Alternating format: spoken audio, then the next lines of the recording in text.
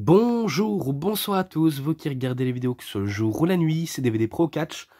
Oui, enfin, un tout dernier review sur un DVD que j'ai, et non le moindre. Et d'ailleurs, c'est la pure vérité, c'est le tout dernier review que je fais, après pas mal de mois.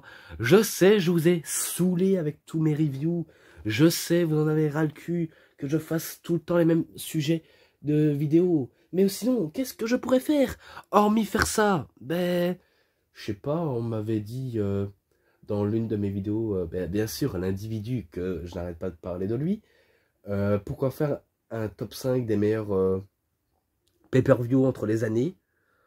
Alors, ça peut être intéressant, mais à quoi ça servirait de faire si jamais j'ai fait tout d'un coup? Honnêtement. Parce que je crois que j'ai peut-être pas, on va dire, l'envie de faire. C'est peut-être pour ça que je voudrais pas le faire. Ouais, je sais, je bégaye un peu, je me perds dans ce que je dis. À cause du rhume, je sais. Un rhume de foin ou un rhume normal, on va dire ça comme ça. Et que lorsque j'avais dit lors de l'intro de fin, oui, où j'avais dit que, que MDX m'a dédicacé dans l'une de mes vidéos, et que, bon, il a fait un petit coup de pute, je le dis, mais bien sûr, j'ai pas envie de trop détailler, parce qu'après, vous me direz que je suis fou. Ouais, je sais, je suis un petit fou, j'ai pas envie de trop dire tout d'un coup, mais que vous sachez-le que c'est lui qui avait fait la plupart de mes miniatures, et que il me manque un peu quand il fait pas, on va dire, toutes mes miniatures. Faut dire, il a, on va dire, du pain sur la planche entre les études scolaires et tout le tralala. Donc, je vais pas en plus le forcer à faire ça pour moi alors qu'il est occupé. Donc, il pense à lui, moi je pense à moi. Et à un moment donné, c'est vrai, je disais, il faudrait que j'essaie de me démerder tout seul. Même si c'est après des mois, mais je suis sûr qu'après des mois, je pourrais trouver la bonne solution. Mais bon, je garde espoir, je ne vais pas désespérer à ce point-là. Mais en tout cas, je dédicace à MDX. Et si vous voulez vous abonner à sa chaîne YouTube, si vous adorez le gaming, donc si vous adorez les jeux vidéo, peu importe n'importe quel jeu, il y a du Fortnite, il y a du DBZ, il y a du Naruto, il y a peut-être du Demon Slayer, il y a Red Dead Redemption, GTA V, peu importe les jeux que vous abordez, eh ben, sachez que lui, il fait des vidéos comme ça, toujours dans l'humour. Sachez, il fait ça toujours dans l'humour, car il y a des tops de vidéos où il fait en version humour, en façon drôle. Donc les moments drôles sur sa chaîne. Donc ça peut être intéressant si vous adorez le gaming, et que sachez que c'est un ami à moi dans la vraie vie. Et que je le remercie infiniment, ben, pour tout ce qu'il a fait pour moi, même s'il n'est pas toujours présent et qu'il ne commente pas toujours mes vidéos. Mais ça, je vais pas rouspéter pour si peu, et que je le remercie tout de même. Donc voilà. Même si peut-être j'aurais pu faire des reviews sur des DVD de MMA, le problème avec les DVD de MMA, ça commence, mais après sur les rounds, on ne sait pas qui peut venir à bout à la fin. Et que je suis sûr, pour faire une review comme ça, il faut regarder, et le dire en vidéo. Un peu comme je fais avec du catch. Mais on va dire dans le catch, j'essaie d'avoir une bonne mémoire pour mieux citer ça. Et mieux, on va dire, décrire ce que je vois.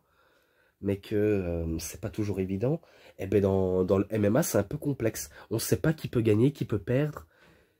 Et même que j'ai de la Pride et de la UFC, ou même de la K1, c'est un peu compliqué pour moi de tout vous le décrire en un coup. Donc sachez-le. Même si ça m'intéresserait de faire des reviews sur le MMA. Mais après, il faut voir si je m'en sortirai. Mais il faut dire, je n'ai pas encore envisagé de faire ça. Pour l'instant, je termine avec un pay-per-view. Voilà, je vous le montre directement. Donc, Backlash 2010 avec Raw et SmackDown ensemble. Donc, vous voyez bien l'affiche avec tous les superstars. Voilà, pareil derrière. Il est en anglais, il dure 3h16. Voilà, tout le résumé. Tout d'abord, le kick-off, je vais vous citer ça. Et en plus, il est là. Ruby Riott, accompagné par sa Riott Squad. Donc, Liv Morgan et Sarah Logan. Et oui. Contre Bayley, qui, elle, est toute seule. Donc, oui. À ce moment-là, Bayley, elle commençait à être en perte de cote. On va dire, elle est on va dire, en perte par rapport qu'elle n'arrive plus à remonter la pente. Et qu'elle figure maintenant dans le kick-off face à Ruby Riott. Que elle, je me rappelle, elle avait débuté lors d'un épisode de Raw avec Liv Morgan et Sarah Logan. Eux, à la base, qui sont des catcheuses NXT. Et que dans le kick-off, c'est Ruby Riott qui bat Bayley. Certes, grâce à les interventions de Liv Morgan et Sarah Logan. Mais voilà, c'est victoire quand même de Ruby Riott. Et ce match-là, 3,20. Maintenant, pour la carte principale. Oui, la carte principale. Donc, Seth Rollins contre le Miz pour le titre intercontinental. Ouais, je crois que c'est là. Excusez-moi s'il y a un peu de poussière. C'est un petit peu normal. C'est parce que je l'avais mis quelque part. Et du coup, ça fait tacher de poussière. Mais j'essaye d'être soigneux. Vraiment soigneux. Donc, ça va débuter la soirée sur ça. Pour la carte principale. Ça va être un des meilleurs matchs d'ouverture. Donc je vous le dis directement. Même si je me rappelle à la télévision. De toute façon, la plupart des pay-per-view que j'ai vu à la télévision, c'est toujours commenté en français. Tandis que dans les DVD, c'est anglais à 100%. Donc je vous dis, c'est que anglais. Tandis qu'à la télévision, c'était en français. Vu comment à cette période, ils commentaient les pay-per-view en français. Donc je me rappelle un excellent match. Seth Rollins qui vient d'être fraîchement couronné champion intercontinental lors de WrestleMania 34 veut redorer son blason et aussi donner beaucoup de prestige au titre, notamment lors d'un épisode de Raw où il va se faire appeler de son nouveau surnom Monday Night Rollins. Donc le lundi soir de Rollins, on n'a qu'à traduire ça comme ça.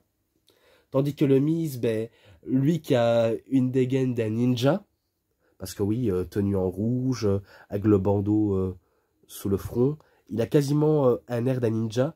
On dirait un Okage, le Miz, même s'il n'a pas le look, mais il suffit qu'on le redesign en version manga, c'est sûr. On dirait un Okage dans Naruto. Hein. Mais bon, il fait pas ça pour faire du cosplay, il est là pour le divertissement et du bon catch. Et que je me rappelle, même avec deux Skull Crushing Finale, il n'arrive pas à venir à bout de Seth Rollins.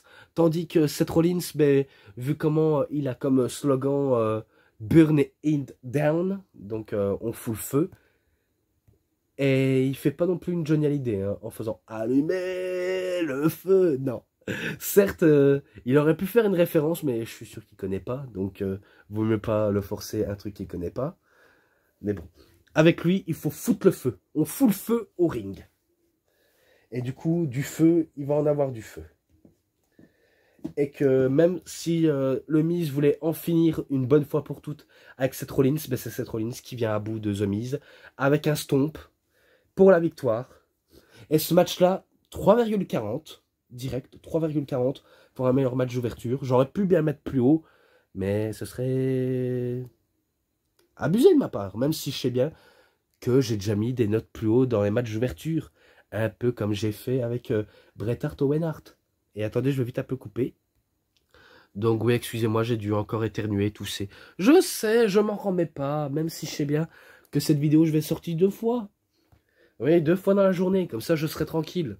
Et après ça, je ferai un petit bilan sur les vidéos comme ça, mais ça, je vais le sortir dans quelques jours, jusqu'à ce que je serai tranquille. Voilà, c'est moi qui décide quand je sortirai, et que si jamais vous me dites telle ou telle review, désolé les mecs, hein, c'est terminé, j'ai déjà fait tous vos reviews. Donc vos reviews préférées, je les ai tous faits. Et quand je dis tous faits, encore une fois, je maintiens mes propos, je les ai quasiment tous faits. Donc, regardez ma chaîne, vous allez peut-être comprendre pourquoi j'en ai terminé. Ben, ça veut dire qu'en 2022, j'ai été très actif. D'ailleurs, c'est un fait, hein, j'ai été très actif. Et je m'en cache pas d'être très actif. Bon, après, maintenant, je suis arrivé à un point où j'ai pas besoin d'en faire beaucoup plus. Même s'il y en a un qui me force toujours. Mais que malgré le forcing, ben, j'ai su m'en sortir. Et que les reviews précédents, oui, par un cadeau, on va dire ce sera pour l'année prochaine. Donc soyez patients. Pour l'année prochaine, c'est sûr, je le ferai. Donc sachez-le. Même si je veux, je peux même sortir une vidéo d'un seul review après c'est terminé. Et une vidéo d'un très bonne année, un joyeux Noël. Voilà, ça c'est mes projets de vidéos à venir pour changer la donne. Et que maintenant je passe au match féminin pour le titre du côté de Raw. Donc Nia Jax contre Alexa Bliss. Oui, et qu'elle est peu accompagnée par Mickie James, Alexa Bliss, car elle doit se débrouiller toute seule, comme une grande fille, face à la grande brute, qui est une force irrésistible, à la personne de Nia Jax, ou Nia Jax, voilà. Même si elle avait remporté le titre lors de WrestleMania 34, certes c'était émouvant pour elle, et peut-être il y en a qui ont été émus, certes en tant que gentille, ou il y en a qui préféraient en tant que méchante, vu comment en tant que face, il y en a qui me diront ça prend pas la route. En tant que gentil, peut-être, ouais, on va dire ça peut-être. Et que je me rappelle qu'Alexa Bliss, ben, elle veut trouver une faille pour essayer de battre Nia Jax. Même si je me rappelle, elle essaie de donner des claques, essaie d'arracher les cheveux de Nia Jax. Mais à chaque fois quand Nia Jax, ben, elle prend mal les coups et le tirage de cheveux, eh ben, elle commence à hurler de colère. Tandis que Alexa Bliss, ben, elle hurle de peur. Donc, c'était marrant quand même. Une qui crie pour l'air de dire je vais t'arracher la tête. Non, tu vas pas m'arracher la tête. Avant de lui tirer les cheveux. Bon, certes, j'essaie de trouver un moment drôle dans ce match-là. Même si, dans le désespoir, Alexa Bliss, elle n'arrive pas à venir à bout de celle qu'il a considérée comme sa soi-disant meilleure amie. Même si elle s'est servie d'elle pour parvenir à ses fins, à ses besoins, telle une déesse, telle une princesse. Parce que oui, elle s'est servie de Nia Jax. Donc elle s'est beaucoup servie d'elle, et du coup, ben, Nia Jax, elle est ivrée à elle-même. Mais c'est elle qui vient à bout, si je crois bien, soit avec un Samoan drop, ou alors une descente de la cuisse. Ouais, on va dire ça comme ça. Donc c'est victoire de Nia Jax. Bon, le match... il est un peu moyen quand même, je dirais il est un peu moyen, mais il est sympa. 3,20, voilà. C'est un peu mieux cette fois-ci du côté in-ring de Nia Jax, même si encore une fois, il y en a qui diront que c'est pas très top. Et encore une fois, je fais pas de sujet grossophobe, car je ne suis pas grossophobe, je n'ai rien contre les gens gros, car tout le monde peut être gros. Voilà, je ne cite pas les mauvaises personnes. Et maintenant, match pour le titre des États-Unis, oui. Jeff Hardy contre Randy Orton. Ah, qui s'en rappelle de cette rivalité? Qui s'en rappelle de cette foutue rivalité entre Jeff Hardy et Randy Orton? Au moment où Randy Orton devenait encore plus psychopathe. Pas comme à la grande époque, mais là il devenait psychopathe de manière sadique. Et qu'on se rappelle qu'il n'arrêtait pas de tirer les oreilles déjà percées de Jeff Hardy, ouais, avec des écartes qu'il avait dans les oreilles. Eh ben, on trouvait ça dégueulasse qu'il faisait ça. C'était on dirait qu'il va lui arracher le bout de la peau qui lui sert de support, et peut-être qu'il va en chier. Et finalement, il n'a pas arrêté de viser son oreille, surtout lors d'un Hell in a Cell. Ça, je m'en rappelle très bien, où il avait pris un tournevis et qu'il a tordu. Ah, c'était dégueulasse. Je m'en rappelle, c'était dégueulasse. Donc Jeff Hardy en avait énormément en chier avec Randy Orton. Mais au moins leur rivalité, qui est justement présent, ça nous fait rappeler l'époque en 2008. Oui, vraiment en 2007-2008, entre Jeff Hardy et Randy Orton. Qui s'en rappelle de cette rivalité? Ben moi je m'en rappelle, vu comment à cette période-là, je regardais déjà le catch, surtout depuis 2004-2005. Donc c'est sûr, je m'en rappelle très très bien. Et que là maintenant, on sait bien que c'est différent. Quand on regarde ce match, on se dit, ah, c'est pas la même chose qu'à l'époque. Hein. À l'époque, c'était un autre niveau, tandis que là, c'est une époque qui change. D'ailleurs, ça se ressent. Et je comprends. Je comprends tout à faitement. Même si Jeff Hardy va assurer son match face à Randy Orton. Lui qui a beaucoup perdu face à Randy Orton, il va remonter la pente. Et qu'il va réussir à battre l'un de ses ennemis jurés. Même si Randy Orton a tenté plusieurs fois le RKO. Hein, parce que lui, il cherche toujours un KO dans le match. Et surtout, une faille. Vu comment on s'en rappelle toujours d'un Twist of Fate avec un RKO, on s'en rappelle toujours. Quand Jeff Hardy voulait faire un Twist of Fate, Randy Orton esquive et qui part directement en RKO. Magnifique quand même, c'était vraiment magnifique. Et que là, c'est différent. Là, il arrive à surprendre Randy Orton en le faisant un Sweet Bomb et qui bat directement Randy Orton. Et que ce match-là, 3,40. Aussi, je mets 3,40. Et là, un autre match entre Daniel Bryan contre Big Cass en match simple. Pour revenir au contexte, Daniel Bryan, il est enfin de retour sur les rings. Donc c'est bon, il peut catcher à plein temps. Et que on se rappelle au grand Royal Rumble où il a tenté plusieurs fois de remporter ce Rumble, au plus grand Royal Rumble en Arabie Saoudite. Certes, c'est un peu critiquable le Royal Rumble en Arabie Saoudite. De toute façon, les shows en Arabie Saoudite, il y en a qui sont jugés critiquables. Quand c'est McMahon qui prend le contrôle et qui veut, on va dire, un peu mettre son grain de sel ou son petit molon quelque part. Donc ça, on s'en rappelle que c'était pas top avec lui. Et que Daniel Bryan, lui, il avait mené une belle performance. Hein. Arrivant en premier, et là on se dit, ça y est, ça va être l'heure de Bryan, il va remporter ce Rumble de 50 personnes. Et que finalement, non, il se fait éliminer par Big Cass avec un Big Boot. Et que c'est là où leur rivalité a été menée. Et que Big Cass, il se moquait de Daniel Bryan par rapport à sa petite taille. Parce que c'est un petit homme, barbu, c'est quasiment un nain. Donc il considère un peu Daniel Bryan comme un nain. Et d'ailleurs, l'histoire avec un nain, ça va avoir des répercussions avec Big Cass. Car lors d'un segment, lorsqu'il fait une promo, il se moquait de Bryan, de la taille, et qu'il avait fait venir un nain déguisé en Daniel Bryan.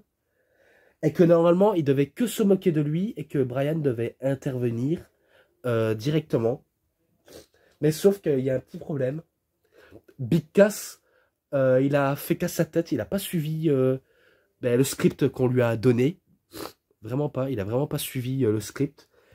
Et il décide d'attaquer l'homme de petite taille. Et du coup, ça faisait pas partie du script. Et sachez que ce backlash-là, oui, backlash-là, ce sera son dernier pay-per-view. Car après, il sera viré par la WWE. À cause d'histoires justement avec ça. Même si Daniel Bryan tente à chaque fois de faire une prise comme s'il allait casser la jambe de Big Cass. Mais il va en revenir à bout avec un Yes Lock qui fait abandonner Big Cass. Voilà. Et ce match-là, vu comment c'est victoire de Daniel Bryan, je lui mets 3,5. Je lui mets un 3,5. Et attendez, je vais un peu me moucher parce que j'en ai marre d'avoir plein de morphes. Voilà, je repoursuis. Maintenant, match suivant. Carmella contre Charlotte Flair pour le titre féminin de SmackDown.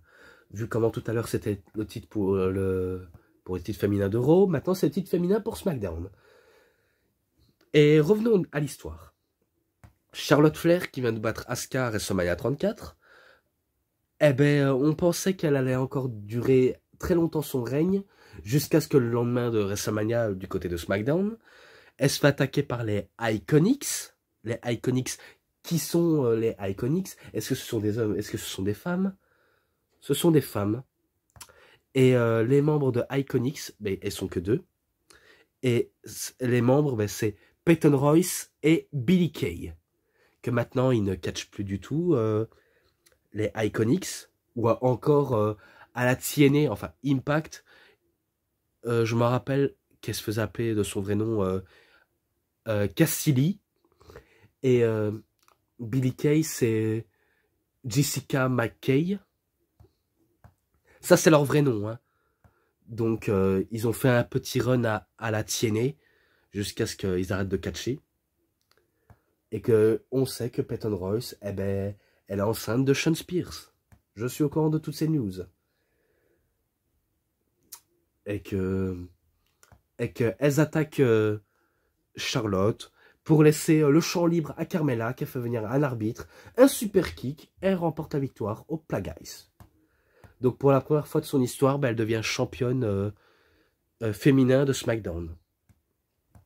Et qu'elle va s'en vanter chaque semaine en disant qu'elle a battu Charlotte Flair. Donc elle va s'en vanter, elle va surjouer, elle va en faire des tonnes.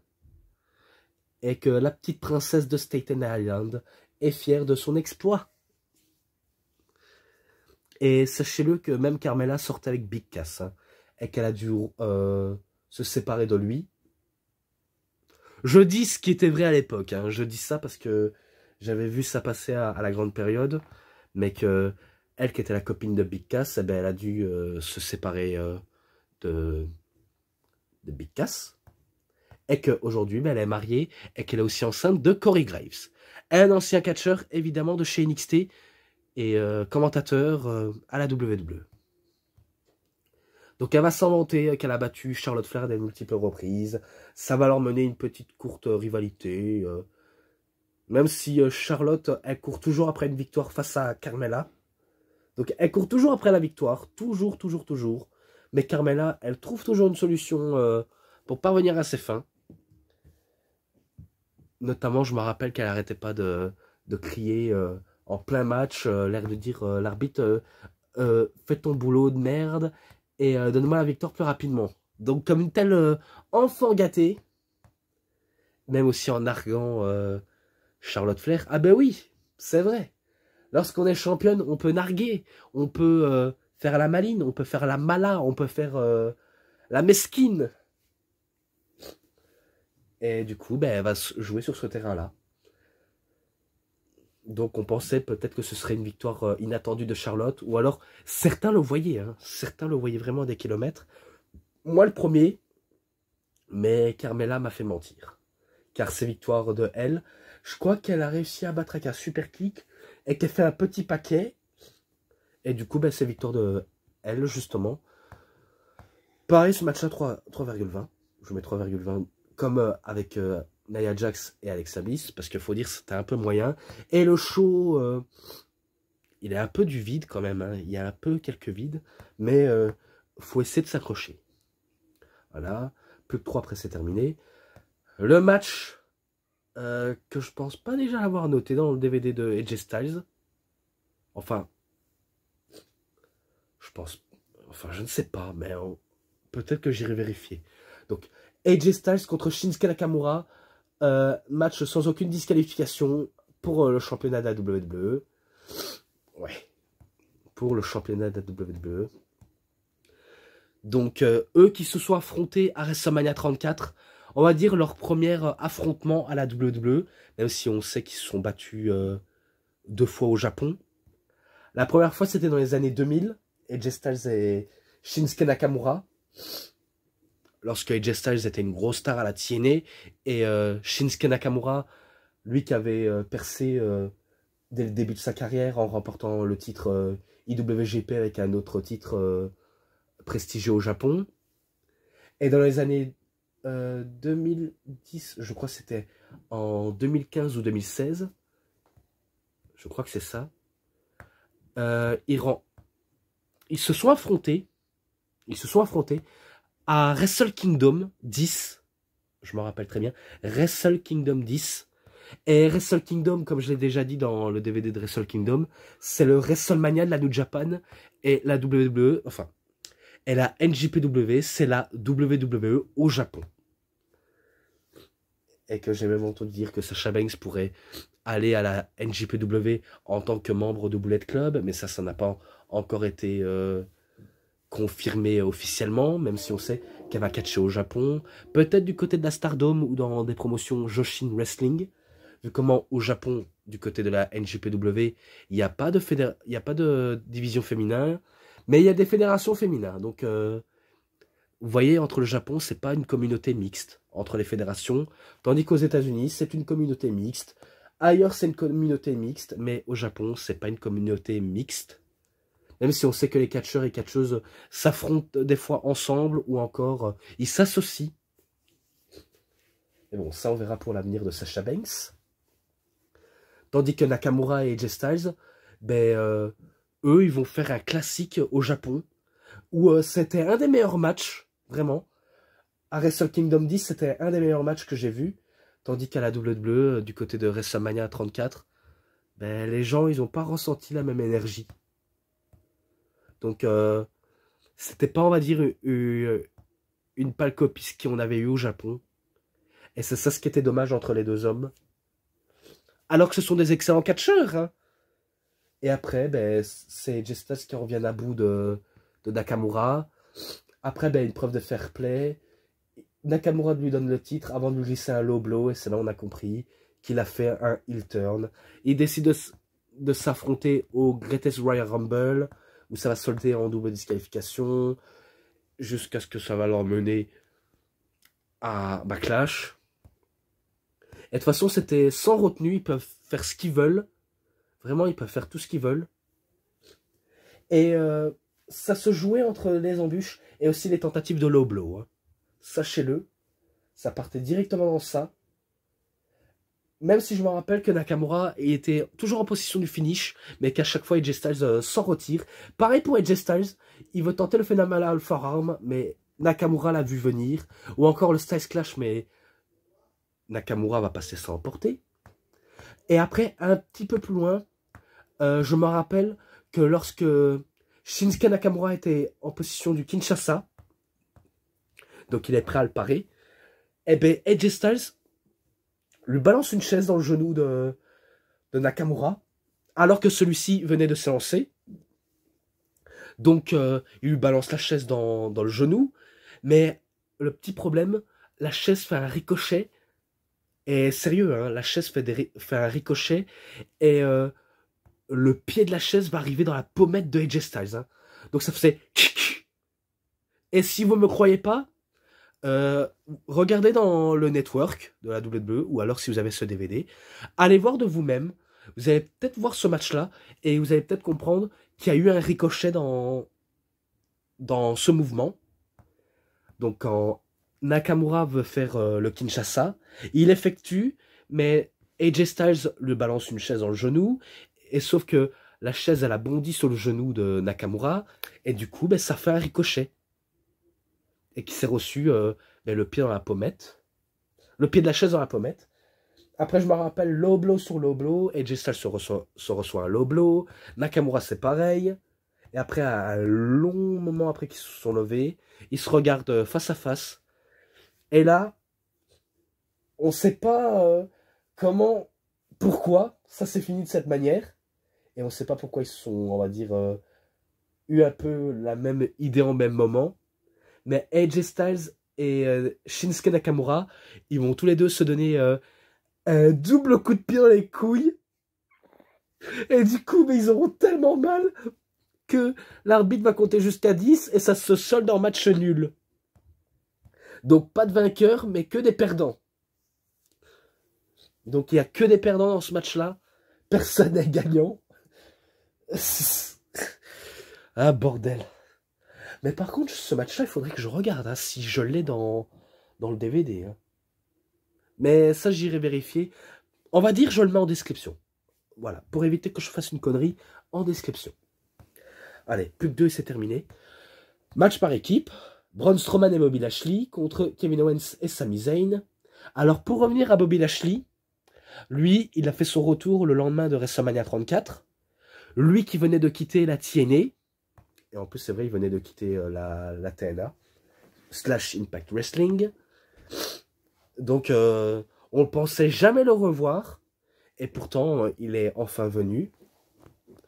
Et que peut-être qu'il voulait renouer avec le succès qu'il avait à la WWE, ou alors rattraper cet échec cuisant. Donc vraiment, on ne s'attendait pas vraiment à le voir, Lashley, et pourtant, il en est revenu malgré tout. Donc il va entamer une petite rivalité avec Sami Zayn, voilà, une petite rivalité sans importance. Mais ça va mener Lashley et Zayn à rien. Tandis que Braun Strowman, lui, va entamer une rivalité assez drôle avec Kevin Owens. Et que, attendez, même si Kevin et Sami voulaient se faire, on va dire, les plus gros morceaux, parce que oui, Lashley et Strowman, ce sont de gros morceaux de gâteau, hein, auxquels ils veulent déguster et qui veulent prendre toute la part. Mais c'est malhonnête de la part de ces gars-là. Vu comment, je crois, c'est Sami Zayn ou Kevin Owens qui va être sacrifié avec un spear et un running power slam de la part de Braun Strowman ou alors de Bobby Lashley. Et après, à la fin du match, ils vont récupérer les deux zigotos. Et cette fois-ci, c'est Braun Strowman qui aura le dernier mot en faisant un running power slam sur Sami Zayn et surtout sur Kevin Owens. Et ça se termine là-dessus. Et ce match-là, 3,5, je mets 3,5. Et maintenant, le main event. Guerre de la même, on va dire, lignée des Samourans. Bon, après, c'est pas, on va dire, une rivalité familiale, sachez-le. En fait, entre les deux Samourans, donc qui sont Roman Reigns et Samoa Joe, et que je me rappelle que lors de son premier match dans le roster principal, Samoa Joe, il avait battu Roman Reigns. Donc je me rappelle très bien de ces moments-là. Je crois que c'est pas la première fois qu'il bat Roman Reigns. Je crois qu'il a battu 2 fois et Roman Reigns qu'une fois. Jugez-moi si je me trompe, mais je crois que je m'y trompe pas du tout. Et que du coup, vu comment Samoa Joe il fait son retour après une blessure qu'il avait subie récemment et qu'il a été mis sous la touche pendant pas mal de mois, il veut s'offrir le luxe en affrontant le Big Dog, le Big Guy, enfin le guy quoi. Le mec qui dirige la WWE à la personne de Roman Reigns. Et il veut prouver à Roman Reigns que certes, t'es peut-être le futur de la WWE ou alors le visage. Je peux te prouver que je peux te battre malgré que tu es le visage de la WWE. Donc, il maintient ses propos en haleine pour prouver que c'est pas n'importe qui Samoa Joe et que Samoa Joe, sachez-le, il a plus d'expérience que Roman Reigns. Ce n'est pas méchant, mais c'est la vérité. Mais après, maintenant, on n'a plus rien à dire sur Roman Reigns. Il est au top du top.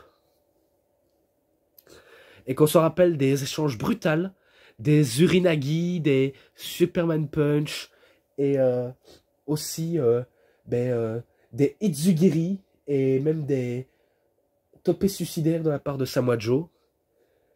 Donc on se rappelle des coups brutaux, des atémis, des coups de poing, des ce que vous voulez, quoi, de la part de Samoa Joe. Même si Samoa Joe, il était élu par le public, mais faut dire que Roman Reigns, faut pas trop se le faire non plus, et il faut pas l'enterrer si facilement. Même si je me rappelle, dans ce match-là, Samoa Joe, je passe directement au finish. Hein. Je me rappelle qu'il passait le coquine à clutch, mais que Roman Reigns arrive à se dégager. Ou encore, quand il veut faire son Muscle Busters, donc la prise qui a failli tuer Tyson Kidd. Donc il voulait faire le Muscle Busters, mais Roman Reigns va pas se laisser embarquer.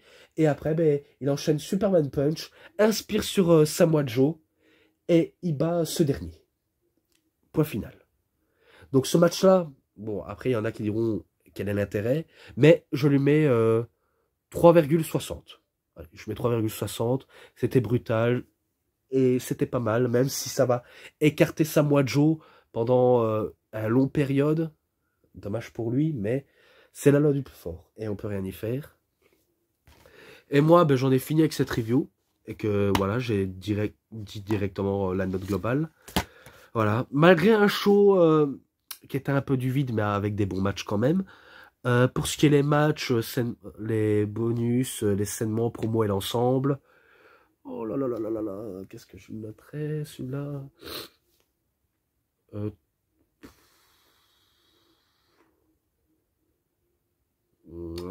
4,20. Allez, un 4,20, je le mets. Bon, certes, je sais, c'est la même note globale que je mets des fois, mais j'essaye de faire une bonne notation. Je sais pas faire mieux, désolé.